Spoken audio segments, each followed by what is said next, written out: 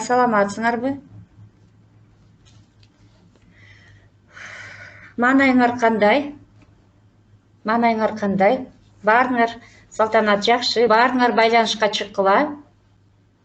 Бигайым жакшы. Бигайым көптөн бери байланышка чыкпай атасыңар. Субан саламатсыңарбы? Мария жакшы, жакшы дейт. Бардыгы жакшыбы? Кутман саламатсыңарбы? Бардыңарды жакшы, рахмат дейт Никита. Бардыңарга жакшы маанай каалайм. Бүгүн Дарья саламатсыңарбы? Бүгүн 27 октябрь. Бегимай жакшы. Карачалова Бегимай. Бегимай дагы көптөн бери байланышка чыкпай аткан. Бүгүн 27 октябрь. Адабият сабагы. Адабият сабагы. Бардыңардан видео күтөм. Биздин 10 класстардан Бүбү Сайра гана тапшырды видеону. Анан бүгүн Дугай Никита жөнөттү. Азаматсың Никита. Калганыңардан мен видеону алган жокмун. Телеграмга жөнөткүлө видеону. Ошол видеолор боюнча бааны коём. Бүгүн Бүбү Сайра чыккан жок байланышка. Бүбү Сайра, кайсыл жактасыңар? Эмне үчүн чыккан жоксуңар? Айназик жок, Бүбү Сайра жок. Саламатсыңарбы? Бүбү Сайра кече видеону жөнөттү. Айназик саламатсыңарбы? Байланышка чыгып турсаңар бардыңар. Себеби мен ким бар сабакта, ким жок экенин билип турайын. Бүгүн кыргыз адабияты сабагы, кабуснама боюнча дагы силер менен сабак өтөбүз. Себеби бул чоң чыгарма. Силерге дос тандоо жөнүндө текстти окугула деп тапшырма бергем. Ошол дос тандоо боюнча биз дос тандоо жөнүндө текст боюнча бүгүн иштейбиз. Азыр китептериңерди ачкыла, дептериңерди ачкыла, сөздүктөрүңөрдү алгыла. Вот когда у нас закончится карантин, я у вас у всех проверю, Жазира, саламатсыңарбы, у вас у всех проверю словари, потому что мы каждый день с вами учим новые слова. И вот эти слова, они должны быть записаны в вашем словаре. Китептериңерди ачкыла, 49 бет, дос тандоо жөнүндө текстти ачкыла, дептериңерди алгыла. Сабактын максаттары менен тааныштырып кетейин. 3 максат коебуз сабакка күн сайын. Билим берүүчүлүк максат, силер бүгүн кабуснама чыгармасы менен таанышасыңар, үзүндүсү менен туура көркөм окуганга үйрөнөсүңөр. Өнүктүрүүчүлүк максатыбыз сөз байлыгыңар, сүйлөө речиңерди өстүрөсүңөр, тилдериңерди жаттыктырасыңар. Тилдериңерди жаттыктырасыңар деген бул эмне? То есть мы будем работать над вашим произношением. Мен сүйлөгөн сөздөрдү тут коюп окула. Внимательно слушайте мое произношение. И вот здесь вот как раз мы работаем над произношением. Тарбиялык максатыбыз билимдүүлүккө тарбияланасыңар, кыргыз тилин барктоого үйрөнөсүңөр. Бул ким? Кабуснаманын автору. Как зовут его? Автора этого произведения. Эстегиле.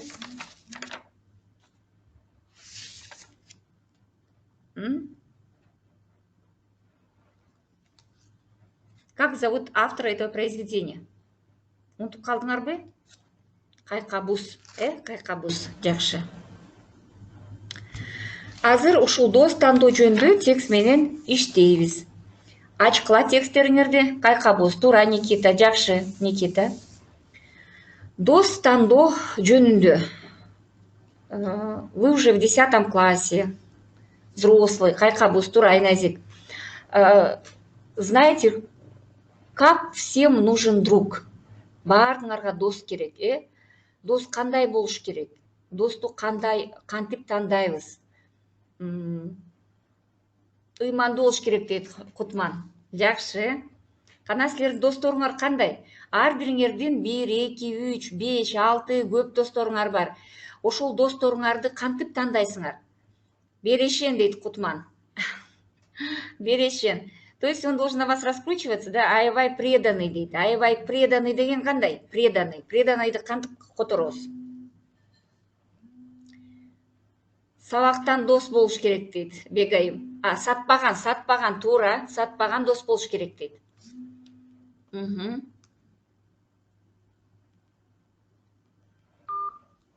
Алдабай турган дейт. Жакшы, дагы кандай дос болуш керек? Кана? Добрый. Салтанат, добрый кантип которобуз? Добрый. Мээримдүү дейт. Мээримдүү Бегайым. Дагы преданный друг это кыйышпас дос дейт. Сылык дейт Бегайым. Ак көңүлдүү дейт. Ак көңүл, ак көңүл болуш керек. Не глупый, Рамиля, туура. Не глупый. То есть надо выбирать друзей наоборот, чтобы он был лучше вас, умнее вас, добрее вас. Шайыр дейт Жазира, жакшы. Ушул дос тандоо жөнүндө Кайкабуз өзүнүн чыгармасында жазган. Ошол жөнүндө ответственный дейт. Туура Кутман, ответственный. Жоопкерчиликтүү, жоопкерчиликтүү Кутман, жоопкерчиликтүү. Дагы анда текст окуйлук. Понимающий Рамиля, туура, сени түшүнгөн. Рамиля, туура, сени түшүнгөн. Надежный, Салтанат, надежный кандай болот кыргызча? Надежный. Надежныйды которобуз. Эми анда текстке жамандык айтпаган дейт. Жамандык кылбаган, жасабаган. Субан, жакшы, жакшы. Азаматсыңар. Силер дагы бирөөнүн досусуңар. Силердин досуңар силерден ушул сапаттарды күтөт. Бекем дейт Кутман, туура, бекем. Достукка бекем. Вот я говорю, если вы ишенимдүү дейт, туура. Ваше ожидание, что каким должен быть друг, то есть и ваш друг ожидает от вас тех же качеств, которые вы сейчас назвали. Туура. Эми текстке көңүл буралык. Мен окуйм, силер мен окуганда мен окуп отургула, Ар дайым эсиңде болсун уулум, тирүү адам доссуз болбойт. Кимдин досу көп болсо, анын айыбы ачылбайт, кадыр баркы жогорулайт. Кана которолук. Ар дайым эсиңде болсун уулум, тирүү адам доссуз болбойт. Кантип которобуз ушул сүйлөмдү? Ар дайым эсиңде болсун уулум, тирүү адам доссуз болбойт. Не надо переводить слово в слово. Пусть всегда будет в воспоминаниях. Не воспоминания, возьми себе на заметку. Здесь вот в таком плане. Сын мой, возьми себе на заметку, что живой человек не может быть без друга. То есть каждый человек должен иметь друга. Тирүү адам доссуз болбойт. Кимдин досу көп болсо, анын айыбы ачылбайт, кадыр баркы жогорулайт. У всех должен быть друг. Туура, Азаматсың, Салтанат, туура. Анын айыбы ачылбайт, кадыр баркы жогорулайт. У кого много друзей, Жазира, туура, жакшы.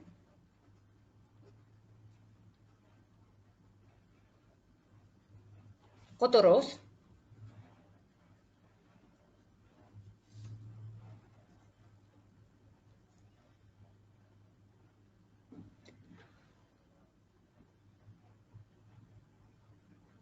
Жакшы, Никита, туура. Дагы. Айып. Айыбы ачылбайт. То есть, то, что сделает, если вы сделаете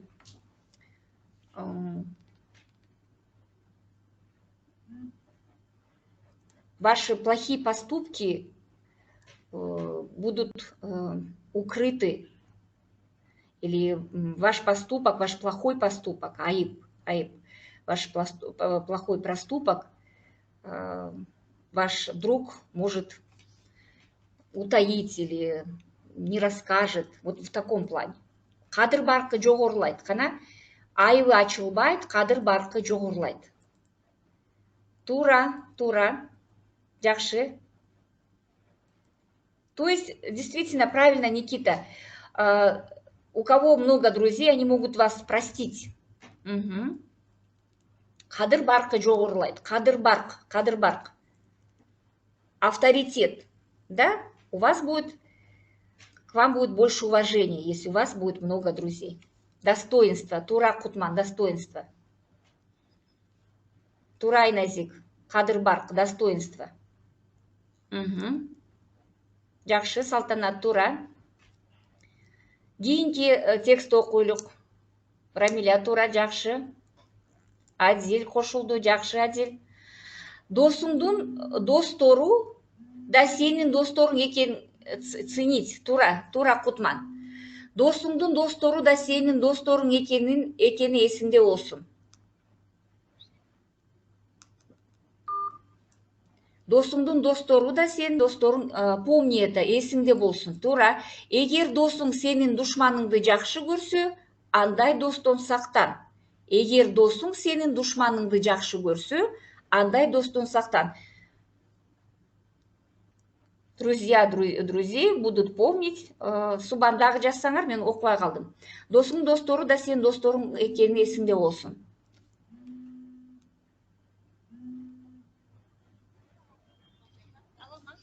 Эгер досуң сенин душманыңды жакшы көрсө, андай достон сактан. Друг не бросит тебя в беде. Бул жерде эгер досуң сенин душманыңды жакшы көрсө, андай достон сактанды кантип которобуз?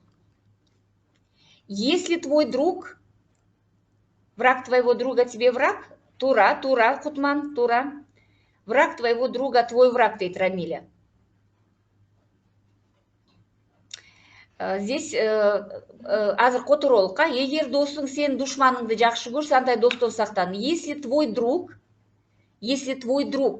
любит или уважает врага твоего, то тогда с этим другом лучше не дружи. Вот в этом плане. Эгер досуң сенин душманыңды жакшы көрсө, тура, тура, Никита, азаматсың.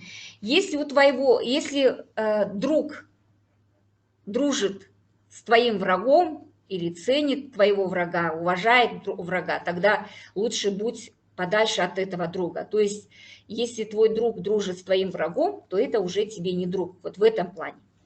Адамгерчиликсиз, кадыр барксыз адамды дос дебе. Адамгерчиликсиз, кадыр барксыз адамды дос дебе. Вот это предложение как мы переведем? Адамгерчиликсиз, кадыр барксыз адамды дос дебе. Адамгерчиликсиз, кантип которобуз? Адамгерчиликсиз. Нечеловечный, да, но если слово в слово переводить, это как нечеловечный, бесчеловечный. Бесчеловечный, хорошо. Как вы переводите? Угу. Тура. Никита, тура. Адамгерчиликсиз, кадыр барксыз адамды дос дебе. То есть здесь в таком плане бесчеловечный, Мария, тура. Не дружи с человеком, не дружи с теми людьми, кто? Или с плохими людьми не дружи, да? Не дружи с плохими и... Салтана, да, не дружи с плохими людьми, с непорядочными людьми. Тура. Слово в слово можно не переводить по смыслу, да? Не дружи с непорядочными или с грубыми, с плохими людьми. Андай адамдар касиетсиз. Андай адамдар касиетсиз. То есть с такими людьми лучше не связываться. Акылсыз адамдар менен эч убакта достошпо. Акылсыз адамдар менен эч убакта достошпо.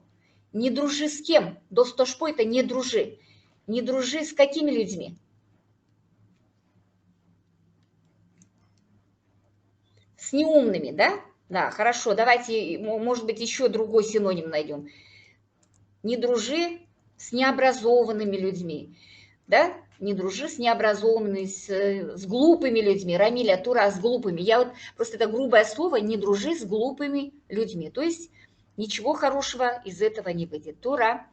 Акылсыз дос акылду душмандан. С неразумными, Айназик, азаматсың, с неразумными людьми.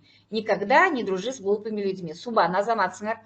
Акылсыз дос, с кем поведешься, от того и наберешься. Владимир, азаматсың. Владимир, азаматсың. Не водись дураками, Никита. Жакшы, Никита, азаматсыңар. Видите, у вас перевод красивее получается. Не обязательно надо переводить слово в слово. Глупый друг хуже умного врага. Субан, азаматсыңар. Азаматсың. Адиля, жакшы. Тура.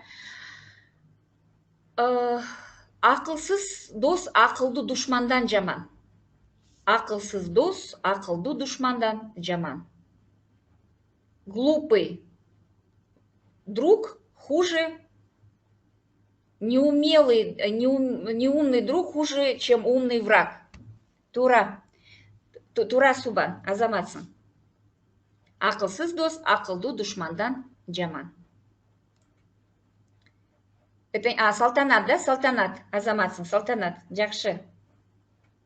Жазира, Владимир, жақшы. Глупый друг хуже, чем твой враг. Лучше дружи с... Я вот последний не смогла прочитать. Жақшы, азаматсыңар. Асыл зада, адамгерчиликтүү, илимдүү, ишенимдүү адамдар менен достош. Лучше дружи с внимательными, доверительными, умными, образованными людьми. Кутман, жақшы, бүгін Кутман жақшы иштеп атат. Өзүңдүн адамгерчилигиң, кадыр баркың, илимиң менен белгилүү бол. Өзүңдүн адамгерчилигиң менен, кадыр баркың менен, илимиң менен белгилүү бол. Предпочитай людей образованных, воспитанных и великодушных. Никита, жақшы. Тура, Никита. Если ты будешь с умными друзьями, то тебе нечего бояться. Тура, Владимир, жақшы, азаматсыңар. Адил, азаматсыңар. Адамгерчиликсиз, өзүңдүн адамгерчилигиң, кадыр баркың, илимиң менен белгилүү бол. Кантип которобуз бул сүйлөмдү? Өзүңдүн адамгерчилигиң менен, кадыр баркың, илимиң менен белгилүү бол. Белгилүү бол. Ты должен себя прославить или будь знаменитым своим, правильно, Кутман, навыками и знаниями. Тура, Кутман, да? Постарайся показать или проявить себя своим умом, да, со своей образованностью и человечностью. Будь известен своим умом и человечностью. Бегимай, азаматсыңар, Карачалова, Бегимай, жақшы. Субан, жақшы. Прояви себя своими навыками и знаниями. Жазира, жақшы. Пусть люди будут почитать тебя. Тура, Никита, жақшы. Вы очень хорошо переводите все. Геньки сүйлөм. Будь известен своим умом и человечностью. Айназик, азаматсыңар. Жақшы. Адамгерчиликсиз, кадыр барксыз түркөй адамдар менен бирге отурба. Прославь свой ум, а не силу. Владимир, азаматсың. Так. Прославь, говорю. Адамгерчиликсиз, кадыр барксыз түркөй адамдар менен бирге отурба. Не водись с плохими людьми, да? Не водись с плохими людьми. Эч качан досторуңдун акысын жебе. Не дружи с плохими людьми. Салтанат, азаматсың. Тура. Эч качан досторуңдун акысын жебе. Досторуңдун акысын жебе. Вот здесь можно перевести эч качан досторуңдун акысын жебе. Не используй своего друга в каких-то благих намерениях, да, вот иногда остерегайся людей с дурной славой. Никита, азаматсың. Видите, как вы хорошо, красиво переводите. Вот здесь вот эч качан досторуңдун акысын жебе. Не используй, никогда не используй своего друга, Айназик, Тура. Еще как мы можем перевести, никогда, Айназик, Тура. Не используй своего друга на свое благо, дейт Кутман, азаматсың, Тура, жақшы. Башыңа мүшкүл түшүп турган учурда, чыныгы дос сенден жүзүн не пользуйся своим другом, Тура, Салтанат, азаматсың, Тура. Башыңа мүшкүл түшүп турган учурда, чыныгы дос менен головная беда. Башыңа мүшкүл түшүп турган учурда, чыныгы дос сенден, Тура, Владимир. Жақшы. Чыныгы дос сенден жүзүң буруп кетпейт. Когда тебе плохо, башыңа мүшкүл түшүп турганда, когда тебе плохо, когда у тебя, когда идут твои дела плохо, или с тобой случается какой-нибудь плохой случай, именно друзья могут помочь тебе. Вот давайте теперь красиво переведите. Когда тебе плохо, настоящий друг всегда поможет. Кутман, азаматсың. Правильно. Кутман жакшы которуп атасың. Кийинки сүйлөм. Досуңдун көзү өткөндөн кийин бала бакырасын, тууган тушкандарын. Если плохо, то поможет тебе друг. Да, Владимир. Когда с тобой случается беда, настоящий друг будет рядом. Никита, баарыңар жакшы эме которуп атасыңар, азаматсыңар. Досуңдун көзү өткөндөн кийин бала бакырасын, тууган тушкандарын, жек жааттарын чакырып, аларга Салтанат, Тура, когда тебе плохо, рядом будет настоящий друг. Вот давайте переведем последнее предложение, да? Досуңдун көзү өткөндөн кийин. Это переводится как когда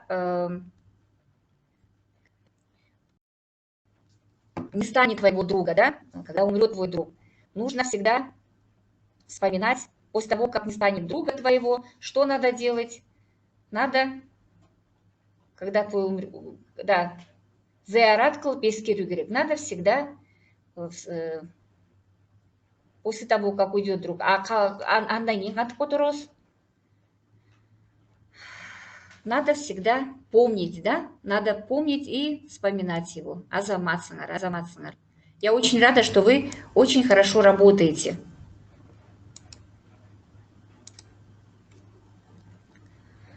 Дагы убактыбыз калбай калды. Кийинки абзацтарды үйдөн которосуңар. Вы очень хорошо переводите. Бүгүнкү бааларды айтып коеюн, дагы анан кийин сабак бүтүп калбасын, э? Когда не станет друга твоего, ты должен помогать его детям. Когда ты, Тура, Никита, азаматсыңар. Бүгүнкү сабак боюнча бааларды айтып коеюн. Которгон боюнча текстти которгонго баардыгыңар жакшы аракет жасадыңар. Жазира, Салтанат, Кутман, Субан, Владимир, Никита, Адиль, Салтанат айттым, Жазира и Карачалова Бегимай. Баарыңарга 5. Айназик, Тура, азаматсың, Айназик, дагы кимди айтпай калдым? Жазира, Салтанат, Кутман, Бегимай. Так, Мария, жакшы Мария Иманкулова. Бүгүн аябай жакшы иштедиңер. Владимир жакшы которуп атты, Никита жакшы которуп атты, Субан, Кутман, баарыңар жакшы иштедиңер. Эми үйгө тапшырма. Ушул дос тандоо жөнүндө бизде 2 абзац калды. Абзацты которосуңар. Анан 50 беттеги на 50-й странице у вас есть задание. Ошол тапшырмалардын баардыгын аткарасыңар. 50 беттеги тапшырмаларды. Суроолорго жооп бересиңер, таблицаны толтурасыңар. Дагы макалдарды орусча. Вот здесь есть пословица на русском языке, вы должны его перевести на кыргызский. У вас очень хорошо вы работаете с переводами. Баарыңарга чоң рахмат айтам. Кимдерди айтпай калдым азыр. Кимдердин фамилияңарды, кимдердин атыңарды айтпай калдым. Баарыңарды айттымбы? Суроо боюнча кандай, сабак боюнча кандай? Данияр, Тура, Даниярга да баа койдум мен. Данияр, азаматсыңар, Тура, Даниярга да 5. Дагы кимдер жооп бергендерге баа койбой калдым. Бүгүнкү сабак боюнча кандай суроолор бар? Какие есть вопросы по сегодняшнему уроку? Үйгө тапшырма боюнча кандай суроолоруңар бар? 50 бетти ачсаңар китептин. Откройте страницу 50 в учебнике. Смотрите, здесь у вас задание. Первое задание с русского языка вы должны перевести на кыргызский язык пословицы.